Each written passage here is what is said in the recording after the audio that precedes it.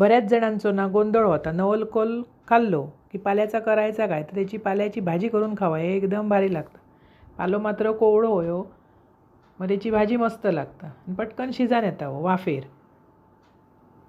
नवलकोलची केलं भाजी, रवलेलो पालो स्वच्छ धुतलं, बारीक चिरून घेतलं आणि तूर डाळ भिजत घातलेलं आहे. ती डाळ मात्र अगोदर भिजत घाला, नाहीतर ती कचकचीत राहतं. नंतर एक कढई घेतलं आहे, त्याच्यात घातलं आहे तेल, बारीक चिरून कांदो, उभी चिरून मिरची, पालेभाजीक जरा कांदो जास्त घाला, वरसून घातलं आहे हळद, परतून झाल्यावर बारीक चिरलेली भाजी घातलं आहे. ही नुसती निब्बेर पाल्याची असा, ह्याच्यात नवलकोल घालूक नाही, नवलकोलची मी वेगळी भाजी केलं आहे.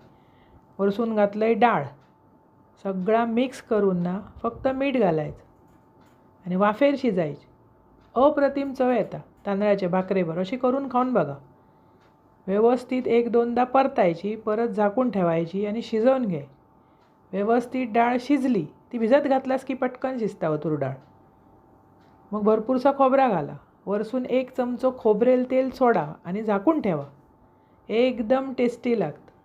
गरमागरम तांदळाची भाकरी आणि त्याच्याबरोबर भाजी, 1 नंबर खाणं. अशी भाजी करा, खावा, आवडतली तुमकां. आवडल्या चॅनल सबस्क्राईब करा.